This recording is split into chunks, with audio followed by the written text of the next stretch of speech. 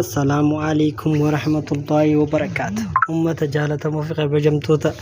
حمزة أوفيشال أكزو بكير تنت جال الله في قبجان دي سمبر بوم بوم آياتيتشا يا موتي ولانا إلهي ربي يا مولانا سيمالي مالكين ينوتانا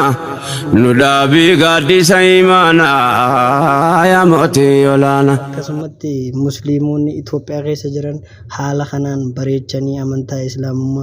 أكنتي فافا قداني خبجون نساني وقا نياد تمايشودا أمامو فيديو تنا بكا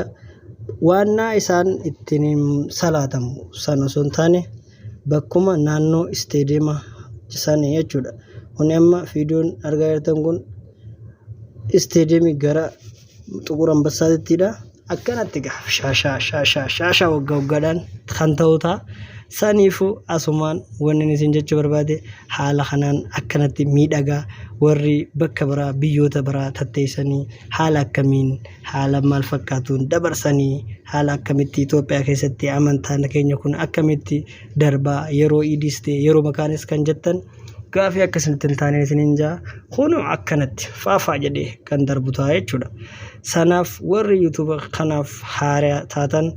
akka YouTube kana subscribe gootanin isinin jaachuu kabajaan asumaan mucaan kaameraamaaniin kiyya naduuka jira Abdu Salaam jedhama jechuudha. Abdu Salaam hamma dhumaatti viidiyoo kana nafaana ture hedduu takka Abdu Salaam kiyya galatoomi sinja ammoo warri subscribe YouTube kana godhe irra deebitanii akka subscribe gootan viidiyoon gadhumaatti daawwattanii isinin jaa ammoo haala ajaa'ibsiisaa ta'een kan idii bara kuma lamaa fi 25 akkamiin akka sagadamee darbuuf akka haala hawwataa keessatti darbee yaada akkasuma immoo viidiyoo guyyaa darbuu sanas isiniif waraabaan isinin jaa saniifuu hordoftoota jaalatamoo kabajamtoota kiyya akka viidiyoo tana jaalatanii subscribe like yaada keessan komentii gootan kabajaan isin gaafadhaa isin jaa warri komentii yaada keessan komentii gootanii fi warri subscribe fi like gootan baay'ee naaf galatoomaa isin jaa akka viidiyoon tun vaayiraliin si ol kaatu